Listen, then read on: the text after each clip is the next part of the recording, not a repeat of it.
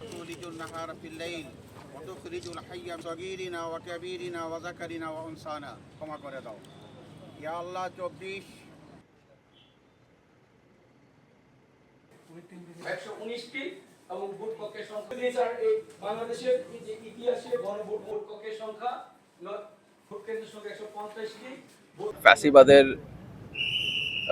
পক্ষে যারা ছিল তারা তো পালিয়ে গেছে অনেকেই, আর অন্যরাও পলাতক অবস্থায় আছে। ইনশাল্লাহ দেশের অন্যান্য এলাকার মতন কিশোরগঞ্জেও ইলেকশন ভালো হবে। যারা প্রশ্ন করছে ওরা সীমান্তের অন্যদিকে পালিয়ে যে তাদের বন্ধু বান্ধবরা এদিকে প্রশ্ন করছে। গণভোট জুলাই অগাস্টে যারা আত্মাহুতি দিয়েছেন বাংলাদেশ পরিবর্তনের জন্য, তাদের যারা সহযোদ্ধা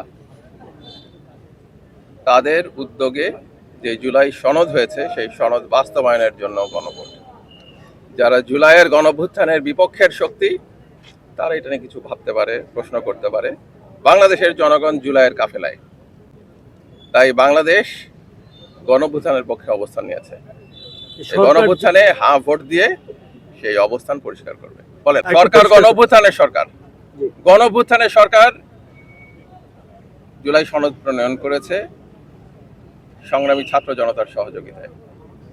এই সনদ বাস্তবায়নের দায়িত্ব সংগ্রামী ছাত্র জনতাকে সঙ্গে নিয়ে এই গণভ্যুত্থানের সরকার কাজ করছে এবং এটাই করবে ইনশাল্লাহ। 12 তারিখে গণভোটে হ্যাঁ ভোটের মাধ্যমে সেই জুলাই সনদের পক্ষে সমর্থন ব্যক্ত হবে এবং স্থানীয় পর্যায়ে বিভিন্ন কনস্টিটিউয়েন্সিতে পছন্দ মতো প্রার্থী নির্বাচিত হয়ে আসবে এই পার্লামেন্টের নির্বাচনে। বাংলাদেশের মানুষ ইতিহাস রচনা করেছে।